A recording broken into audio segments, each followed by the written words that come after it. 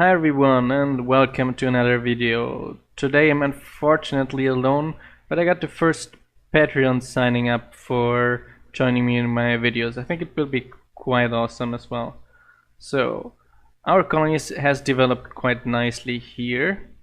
I added a few things, so for example, we upgraded our warehouse to offer more storage, and we finally got another delivery man here behind. So we got two of them running through our colony, which should deliver all the materials way faster now. We also get this baker hut here finished.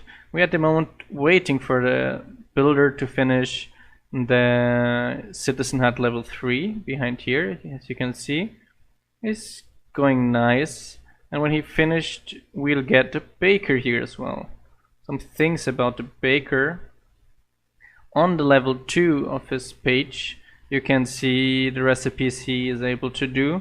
You can choose if you want him to do it or not. And like this, he will do all of it, he won't do any of them, and then you can choose which ones he will do, and he will request all things he might need for these as well. Now let's help this builder out so we can get our baker better sooner than later. It's getting night already as well. Our colony protection wall has been working nicely. It's fending off most barbarians at the moment, but it won't be a permanent solution because in the future we're going to make it a bit more difficult as well than just building a good wall. And regularly they are able also to teleport through the walls, so that it's not a 100% protection, just holds them off for a bit.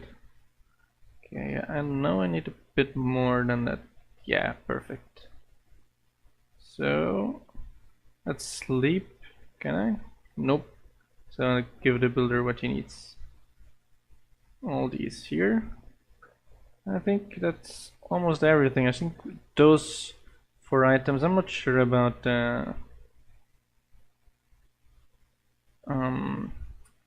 letters. I'm not sure if we have enough letters in our warehouse, so I'll make a few letters for him. Let's go there really quick and I'll show you then what else we did with the colony since then. Here, oh, we have 41 letters. That's enough. Like in the last episode, we set up one field, so one other field here is finished, he's working, and the other 2 fields are finished already as well. Other 3 fields already, to be honest. So we have 1, 2, 3, 4, 5 all fields he can enter the level, and we just have to add more scarecrows to them eventually. I made them a bit smaller just to look good.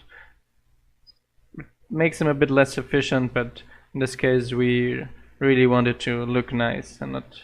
Then I got us a few sheep because I noticed we were running out of wool quite quickly. So let's make more sheeps. That was easy. Let's get off these sheeps a bit of wool. Nice.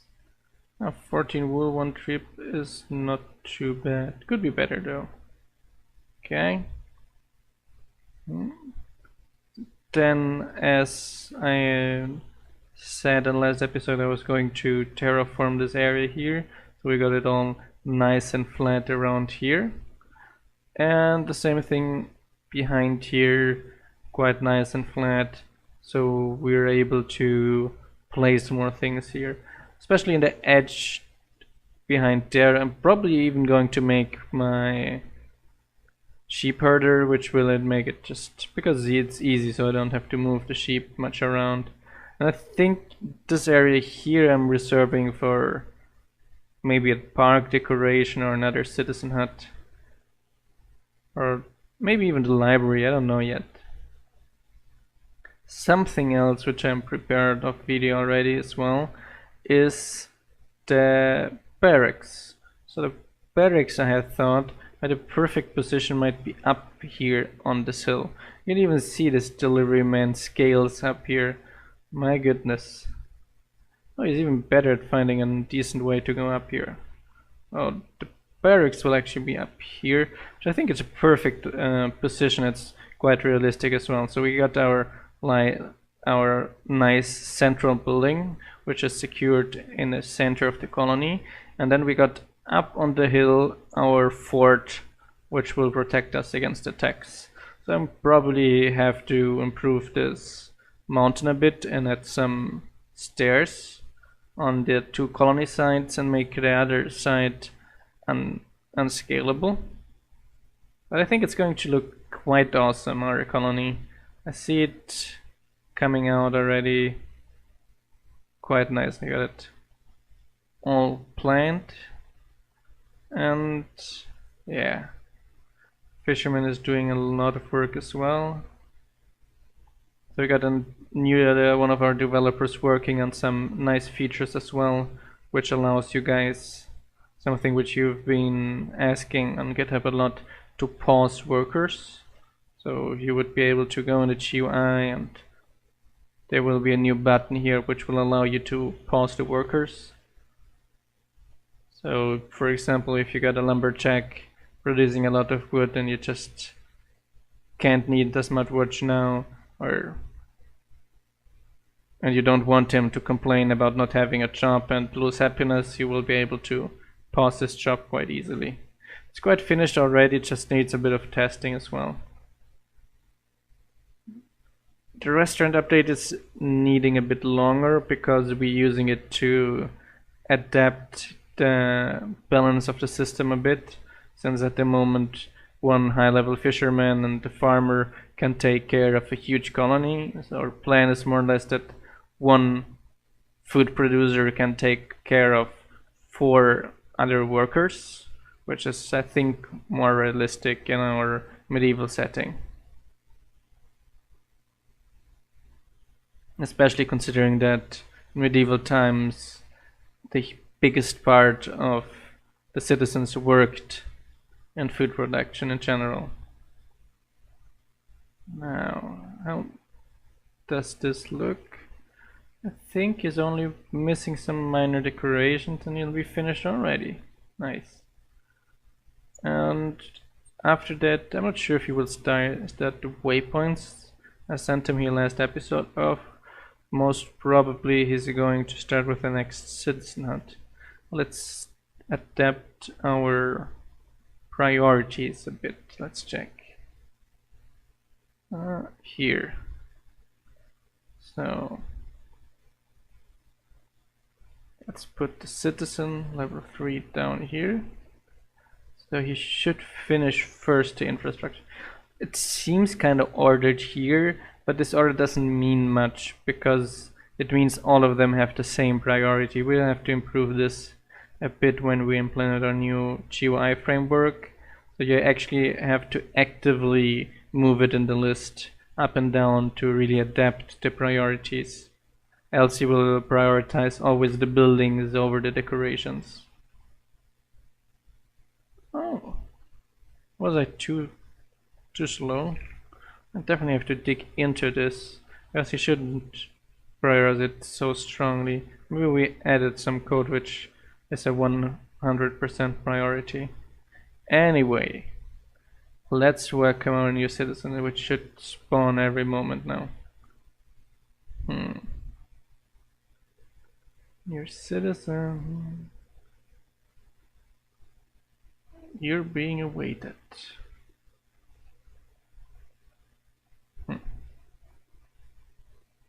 Yeah, here she is. It's Aubrey Q. Heckburn. Let's look at her skill. She's not a very charismatic person, as we can see, but she is quite strong and intelligent. I think those are decent stats. Let's see. Let's hope those are good stats for the baker. I think I remember he needed strength, but I also remember he needed charisma. I'm not even sure anymore. That's information you can find on our wiki as well. Let's see, dexterity and intelligence. So I was completely wrong, but those are skills which he is actually decent in. Let's hire her. Let's recall her already, and she should, well, we have to turn on bread. Yep. And she should quite soon start requesting wheat. Let's go the fast way. 3. Let's see. She got it. And she will do it. So basically in her cycle she will hit on the block for a while. Then she'll go to the furnace, put it in, turn on the furnace. Actually you won't be able to access the furnace. The furnace will just turn to on. Then she will wait a bit again, go to the furnace, retrieve it, hit it on the block again a bit, and we finished. We're planning on improving this a bit, but we're actually at the moment searching for texture artists and modelers, and we're even searching for builders. So if you're a good builder and or texture artist and or modeler, feel free to contact us either under the video or in our Discord. Because the actual plan is to put so she will actually hit it on the block until she produces a dough, which is a real object, which she will put with actual materials in the furnace, burn until it's a unfinished bread, and then hit on the chest until it's finished. So it's a bit more realistic and not just turning on and off the furnace for real. Our builder, I believe, he will start complaining quite soon.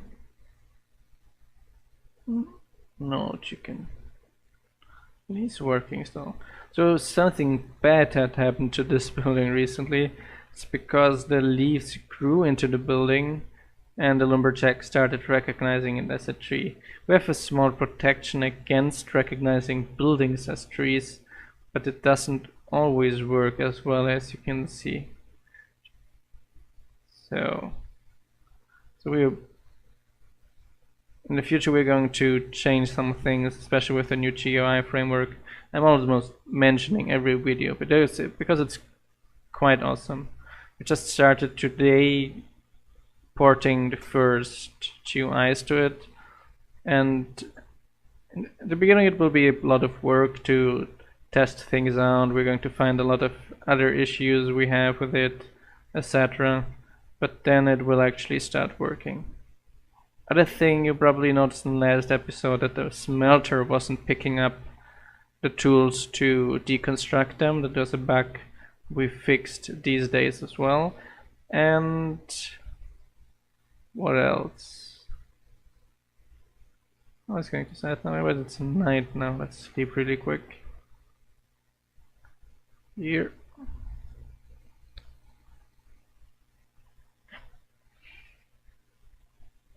So as always, if you find any bugs, you can come complain to us on our Discord or on our GitHub preferably. Please keep in mind that we're releasing updates almost daily, so if you don't have the latest version, there is a good chance that your bug had been fixed already. And mod compatibilities is something which has been requested a lot as well, but that's really difficult because there are a lot of mods which are not open source, like for example what's the name of this mod again? The mod I'm using for this shit, Optifine, exactly. But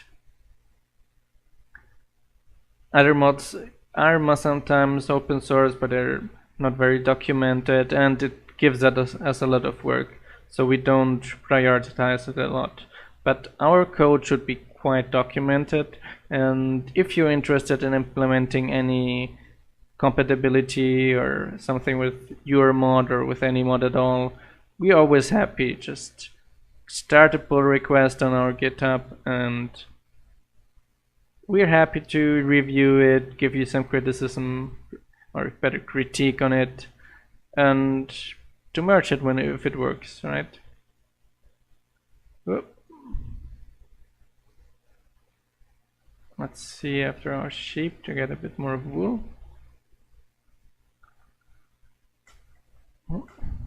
Oh nice, they're all woolly again. No, I think they are ready to get more children again. Are you? Oh nice. I'm creating a sheep farm here. One thing I have to keep in mind, I can't put them all in the sheep herder, because he will kill all sheep which are bigger than a herd than he maintains. Oh, eating fast. Nice. Oh, 35. No, I had 14 in my inventory, I think. That was, but 20, that's way better than our last one. I got asked on our YouTube channel what exactly the book drops are for, which the barbarians drop, which are here, the ancient tomes. So they actually have one use case only at the moment, which is they glow differently when at the night barbarians will spawn. So the book knows it before it gets printed. But actually we added them to the game because they will have some good future use. So the idea in the future would be to allow a certain enchanter or similar to use these books to create enchantments for armor tools or something like that, for example. Other use case we have thought in the future is to use them in the library, which helps you to level up work. Something which is going to place in the future when you're upgrading these buildings a lot, and help them level faster. Oh, you want stone bricks. Here you go. Whoop.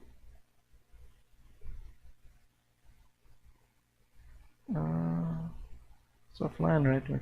Let's get some more wood to smelt the cobblestone into stone and to cook our food. Wood? No? Nice. So the next level of the warehouse added a few racks up here. So previously there were only those two, and added 4 more racks. No, it was only this one, I think. Added those 3 and this one behind, which doesn't have anything yet. Again, I add a bunch of dirt to it. So let me bring down the seeds.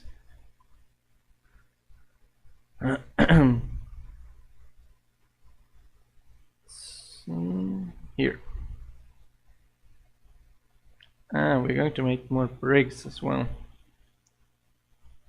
Where do I have it? Here. I think our colony is coming along nicely. Same thing I'm saying at the end of every video. We got the barracks plant up here. Next video I'll be setting up a herder. Until next video I'm going to build a herder and set him up, and going to explain a bit more how he works. I think in the next video we can start working with the barracks up there already as well, because they're a bit more complex building as well.